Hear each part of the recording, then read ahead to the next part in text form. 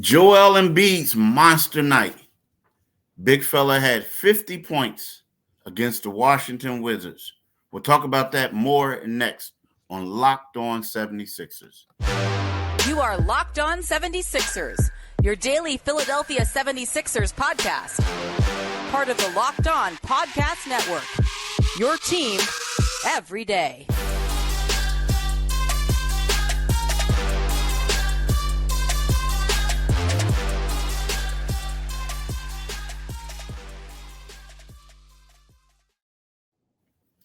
Thanks for making Locked On 76ers your first listen every day.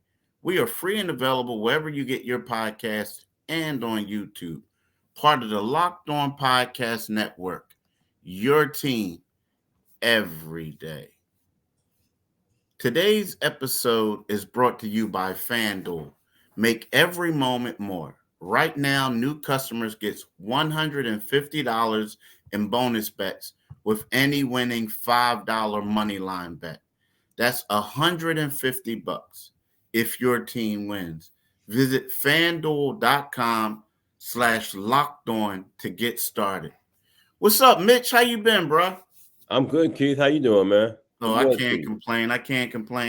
Look, y'all. I'm Keith Pompey. This is John Mitchell. We're the co-hosts of Locked On 76ers. Last night, the Sixers defeated the Washington Wizards in a closer than expected game. However, Joel Embiid finished with 50 points, 13 rebounds, 7 assists. He was the man. And that's the bad part about it, Mitch. You and I was talking about how they were going to boat race this team. Yeah, we sure were. They needed all 50 points from Joel Embiid for them to win the game. Which, when you look at it, you say to yourself, like, great for Joel. Yeah. But the Sixers were fortunate to win 131-126. Yeah, it was like we were here in the same space, same bat time, same bat channel, talking about we expect the 76ers, with Joel to be out there to blow this team out. Because everybody who they've been playing has been putting up 120 on them. It's just like you play the Wizards, you get it, and they got their 131 on them in a victory, but it's kind of disappointing the fact that they needed. I mean, it's great to have that arrow in your quiver. I mean, let's be honest. If you got a guy who can get you 50, you just don't want to get that 50 against a team that might not be able to win the MEAC. You know what I mean? The Middle Eastern Athletic Conference. For those who don't know, they can't be Howard. They Howard, Morgan, Delaware State. It was one of those kind of games, man. It wasn't that bad, and yeah, but it's. I mean, you and I both know that you have nights like that in the NBA. But from a fan standpoint, you don't expect to be, Philadelphia fans probably want to be sitting on pins and needles come 4:00 Sunday afternoon when the Cowboys and the Eagles go at it, and the Eagles try desperately to hold on to first place in that division. But you don't want to go against a team, like I said, a team that might struggle to win the MEAC, or would be a second seed in the NCAA tournament. Of course, I'm being a little facetious, folks. Roll with me here. But yeah, that team is just that bad. But, again, an amazing performance out of the big fella. He leads them in points, rebounds, and assists. It just goes to show you that, what he does have in his satchel. But yeah, again, against a team that's as poorly equipped, as poorly prepared to compete at the NBA level as the Washington Wizards, you would like to say, hey, man, let's, this is, Joel shouldn't have to say, hold my beer, with 5 minutes left in the game against a team that bad. Yeah, here's the thing. The thing about the game, when you look at it, I look at it two ways. I think that the primary thing was the Sixers they were off for 4 days. They didn't practice in 2 of them. They had injuries. Guys looked really rusty. I mean, they looked extremely rusty. I mean, and Joel, came out. He was on fire. You know what I mean? Like, he missed his last 2. But, the funny part is, like, you had a point. You knew early on that Joel was going to have to carry him. Like, from the start. Like, he scored 9 of the Sixers' first 13 points on 4 for 7 shooting, right? During that time, his teammates scored 4 points, but they did it on 2 for 10 shooting. He was 4 for 7. They were 2 for 10, right? At the half, Joel had 26 of his team's 60 points at the half, right? So, and then in the fourth quarter, at one point in the fourth quarter, right, until Melton scored the final 4 points on the foul line, Joel Embiid accounted for 60.7% of their fourth quarter points. Now, right, he had 11 points, 2 assists, and 6 points created off those assists. So, they were getting threes off of him. So it was kind of like, it was all Joel. It was all Joel. So, it was one of those things when you look at it, you say to yourself, like, okay, this is a good win, I guess, right? Because they didn't lose the game. But at the same time, he had to work hard. Now, the one thing that I will point out, though, this was a historic moment, a milestone moment. And from the point of, do you know that they became the first pair of Sixers to score 50 points in a game, in separate games during a season, talking about him and Tyrese Maxey. Really? Willie Burton and Dana Barrows in the 1994-95 season. You said Willie Burton? So, Willie Burton. Willie Burton. I remember that game. I remember his 50-point game that year. Yeah, he had 53 points, and he just came out of nowhere. And then he just vanished. Then he just vanished. Then he vanished. He had 53 points, and then the crazy part is he had 33 like another game. And then after that, that was it. Like, he wasn't he was just a regular dude. Whereas, Dana was just balling that year. He was balling. Yeah, Dana was balling. He was fun Dana to watch, was balling that year, huh? Yeah, he was fun to watch, man. And for people who remember that season, Dana balled that year. Yeah. Yeah, Boston College. Yeah. Oh, yeah. That's right. That's where he did. Yep. He was the man at BC. Yep. But so that's what we have. I mean, it was like, you had the milestone, you had this, you had that. But, for me moving forward, the 76ers just got to play better. And again, it was one game, but Embiid, he did what he had to do. Yeah. I was expecting him to come out and look rusty. He didn't look rusty at all, Mitch. I think he played well. He played well. I think it might be a sign, Keith. We always concern ourselves about his conditioning, and I'm wondering if the fact that he was off and still was able to put up 50, 19 to 24 from the field, 11 to 13 free throws, lead the team with 7 assists. I think he was tied with Maxey, and 13 rebounds. For him to lead in all those categories was pretty special for Joel. So it's good to see. And it was good to see him. I guess we can say that he was. He appears to still be in shape. Despite all the time off. He didn't look rusty. So that was a good thing. Well, I'm gonna tell you this. I did see him. I went to practice on Sunday, and he did some extra stuff. Or no, it was Monday. He didn't practice Sunday. He did some extra stuff. He did look winded. I was a little concerned, like, here we go again. But that was then. In the game, he looked good. He looked good. he looked good. I mean, I just think that there's not a lot of centers out there that can stop him either, though. Yeah. No,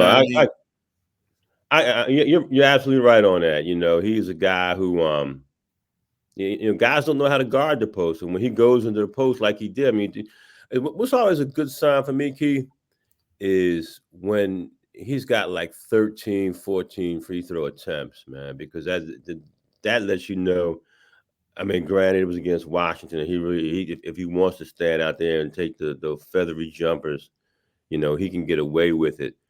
But when he's getting to the line, that's the Joel Embiid I like the most. I ain't gonna lie. I like the Joel when he's got 13 attempts, when he's got 19, when he's got 20 attempts at the free throw line, because usually that means the Sixers have control of the pace of the game.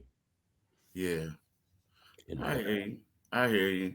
But look, man, let's talk about FanDuel, y'all. Let's talk about, when we get back, I want to talk about where does Joel Embiid rank in regards to the MVP voting, because before the season, a lot of people was talking about he wasn't going to get it, but he's been balling. So I want to talk about that. But right now, before we get into that, I really want to talk to y'all about FanDuel. As the weather gets colder, the NFL season offers stay hot on FanDuel. Right now, new customers get $150 in bonus bets with any winning $5 money line bet. That's $150 if your team wins. If you've been thinking about joining FanDuel, there's no better time to get in on the action. The app is easy to use. There's a wide range of betting options, including spreads, player props, and more. So visit FanDuel.com/lockedon and kick off the NFL season. FanDuel, official partner of the NFL. Locked On has launched the first ever national sports 24/7 streaming channel on YouTube. Locked On Sports Today is here for you 24/7, covering the top sports stories of the day with the local experts of Locked On Plus, our national show covering every league. Go to Locked On Sports Today on YouTube and subscribe to the first ever national sports 24/7 streaming channel. Do it today, people. Definitely do it today.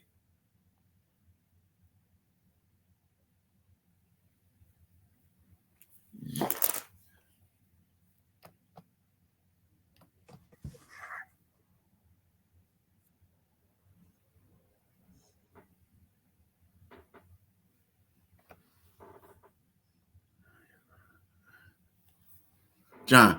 Yeah, Keith. So you couldn't, could you? Oh, okay. So the thing, yeah, because I couldn't hear. So I thought I lost you for a second, bro. I like this. No, I'm here. I was. No. Yeah, but your screen is frozen. Yeah, we'll keep it going. Yeah. But let's. Sorry about the technical difficulties, y'all. We don't know what's going on.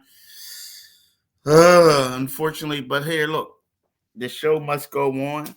So right now we're like the weather people. We can we don't exactly know what's next. Yeah, we don't know. And we don't know. But John, do you think he's the MVP? It's we kind of talked offline. It's early for that. I think he's playing at an MVP level. I think his game has he's a better assist man right now than he was last season. He's averaging what? He's a league best 33.1 points per game. Yeah, I think he's in a conversation. I don't think you can have that conversation, the MVP conversation, without his name being in there. I mean, again, with Joel, it's just, from Philadelphia standpoint, and probably from the people who are league watchers, it's what he does come late May and mid to late May in the playoffs now. So I really, if he is in the MVP conversation, and he absolutely is. I mean, if you look at, he's scoring more points than the Joker. He's blocking twice as many shots as the Joker, who people see as his competition. Giannis, but it's interesting. The guy who will be up there will be Gilgeous-Alexander. He's a guy who's kind of emerged as the guy who's like a dark horse. That team's playing well, but he's in the top 3 right now. For what it's worth at this point in the season. And he's always going to be there because he's just got that kind of talent. And he's playing at a high level where we expect to see him in the MVP conversation. But I think people in Philly are, we saw Joel cry when he got the MVP, and the city was happy for him, and his fans were happy for him. But I think the people would be happier if he shed tears with a championship trophy and maybe a Finals MVP in his hands, as opposed to the regular season award. I don't think he's going to win it, and I'm not saying he doesn't deserve to win it, right? But I think that the way things, when you look at the Denver Nuggets, mm-hmm. the Denver Nuggets are one of the best teams in the West.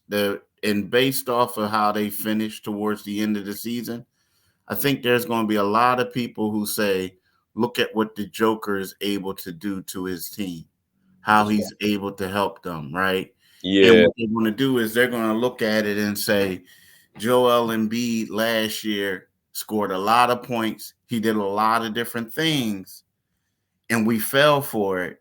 Yeah. But Joker was the real MVP. Right. And I don't know if is fair or not, because when you look at Embiid now, his assists are better. Yeah. He's doing a lot of other things. But I also think that the thing that Embiid has to continue to do is, like, granted, was it injury? It was like the hip injury, right? That he had. Right. He took off against Minnesota Timberwolves, right? Yeah. He got sick when they played New Orleans Valanciunas, right? Mm-hmm. And then he was also sick against Boston. So now the problem is you can't control those two illnesses. The other one, I think it was a scheduled off day, right? That the Wolves, the T-Wolves? Yeah, the T-Wolves, because, back to back, this and that. But what's going to happen is voters are going to look at that and they want to say, what did he do in these head-to-head against these other elite big men? Right. You know what I mean? That's what's going to happen. But for him, like, he's having a better. This is best. This is the best start of his career ever. So he deserves to be it. But I think there's going to be some voters who say, "Look, man, no offense, but we got to go with the Joker because they look at the Joker as a champion." Right. You know what I mean? No, and you're absolutely right, Keith. He's the Joker. He's got the home. He's got the championship. He's got the championship silverware and the hardware. To demonstrate that he is a winner. And again, people, the 76ers, that albatross hanging around their neck. And granted, those votes are all cashed well in advance of the NBA Finals and NBA playoffs. But the bottom line is, people are like, you can't get it out of your mind as a voter, which you happen to be one. So I don't know what much we can talk about the subject without some biases, but I know you being the superlative reporter that you are, that you have no biases. But he has to, people are always going to look at him from the standpoint of what you haven't advanced your team beyond the second round. You just haven't done that. And until that happens, and that's kind of unfair, because if the votes will be cast, and suppose he does take that team to the finals and they do win it, and he doesn't, and he has a better season, but Joker is the anticipated winner of the award, and they award it to Joker, then it's kind of like, oh, you got egg on your faces as a voter. You know what I mean? Mm-hmm. So and that would be interesting. That would make for a great storyline. If he were to not win the MVP, and I wouldn't say he got snubbed for it, because there's some great players in the league who are playing just as well as or even better than Joel, and who are more consistently on the floor than Joel. And yeah, consideration. Yeah, I think is based on what he does in the postseason shouldn't matter, right? Because it's a regular season award. We all know we know that. But I feel like there were certain people. I saw people go on Twitter after Joker was torching people in the playoffs, basically apologizing for voting for Embiid. You know what I mean? Yeah. I've never seen anything like that before in my life. I've just never seen it. So I think the only time it probably happened was when Akeem just absolutely dismantled David Robinson in the Western Conference playoffs. Back those one of those 2 years that MJ didn't play, and Hakeem played some of the best basketball we have ever seen. In the playoffs, he just dismantled David Robinson, who was the MVP. Yeah, that's true. But I just we'll see how it goes. We'll see. But let's talk about PrizePicks for right now, right? PrizePicks, I don't know about you, but I'm a fan of PrizePicks. And it's funny to say that because I pride myself of not being a gambling man, although I bet somebody a couple weeks ago and lost, and as an idiot, I felt like, man, that's why I don't bet people. Yeah. That's why I don't bet people. But see, PrizePicks is the largest daily fantasy sports platform in North America. We are the easiest and most exciting way to play daily fantasy sports. It's just you against the numbers. Instead of betting thousands of other players, including pros and sharps, you pick more than or less than on 2 to 6 players, stat projections, and watch the winnings roll in. With the basketball season here, you can now pick combo projections across football and basketball from the Specials League, a league created specifically for combo projections that include 2 or more players from different sports or league. For example, LeBron James plus Travis Kelce at 10.5 combo of 3-pointers made plus receptions. Want to play alongside some of PrizePicks' favorite players like rapper Meek Mill or comedian Andrew Schultz? You can now find community plays under the promos tab in the app to view entries from some of the biggest names in PrizePicks community each week, right? So what you do is, right, go to prizepicks.com/locked-on and use locked on for the first deposit match up to $100. Again, go to prizepicks.com/locked-on and use code locked on for a first deposit match up for $100. Do it today, people. Definitely do it today. Locked On has launched the first ever national sports 24/7 streaming channel on YouTube. Locked On Sports Today is here for you 24/7, covering the top sports stories of the day with the local experts of Locked On Plus, our national shows covering every league. Go to Locked On Sports Today on YouTube and subscribe to the first ever national sports 24/7 streaming channel. Now, Mitch, this was also the debut of Kelly Oubre. Mm-hmm. Not debut, but he returned. Yeah. And initially I was like, he looked like a guy who was trying to get his rhythm. He really didn't play that much in the first half. I believe he played less than 5 minutes. He played like 4 minutes and 40-something seconds. Mm-hmm. Then he played about 5 minutes or whatever in the third quarter. And then in the fourth quarter, it was kind of like he played 10 minutes and 2 seconds. And he scored 10 of his 12 points in the fourth quarter on 4 for 5 shooting. He looked good then. He looked like he was getting his rhythm back. And he looked exciting. He helped spark him a little bit. Like I said, it was Embiid overload Embiid. But in that fourth quarter, Kelly looked like, he helped out. And so I feel like he had a pretty good, return. It seems like he had to get the cobwebs out, so to speak, or Right. get comfortable out there. I kept looking at his body language on the bench. And he was locked in, like motivated to go in there. Even when, he wasn't, even when he wasn't doing much in the first three quarters, but you could see that on the bench he was locked in. So to me, this was a good sign for the Sixers. Absolutely. I mean, the fact that his contribution came in the fourth quarter when they were looking for somebody not named Joel Embiid to make a play or to make plays, it was good to see him.